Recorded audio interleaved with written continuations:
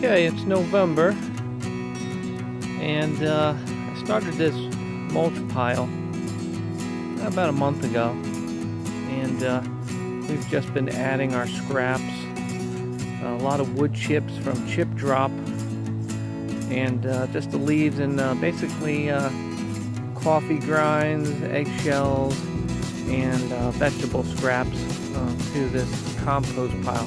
So what we're going to do today is just take a look and see how the compost is doing today. It's pretty chilly out. It's about 40 degrees or so, and I can see my breath. But let's see if we turn the compost pile, let's see if we get some good heat coming out of there, because compost piles can get up to over 100 degrees.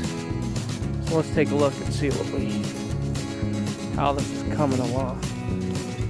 Actually buried some scraps. It's a little hard to do with film and also see what's going on here.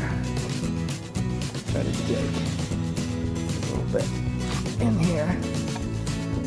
See if we can see some of this heat coming out of here. Oh boy, yeah, we see it. It's just coming out. All that. That's the microbes in there, breaking this down.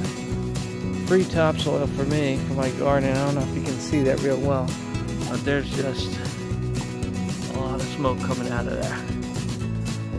Yeah, I heard some crazy stories. People would take a pot of stew and actually they're able to cook food. Who would do such a thing? But that's just nuts. And you can see this is just steam is coming out of there. This is going to be all topsoil by next spring. I'll level this out and I'll have great soil for the garden come springtime. I think I was buying topsoil from the local Home Depot, and I found that what they were providing there was just a big bag of clay. It's just terrible for plants.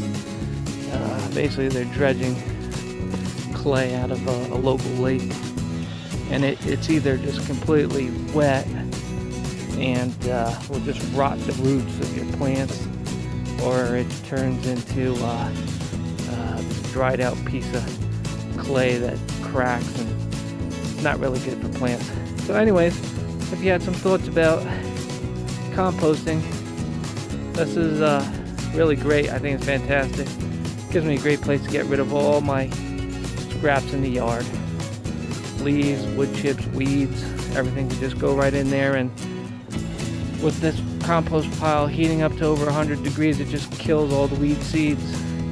Got my little greenhouse there. Got a couple of pepper plants that are still hanging in there.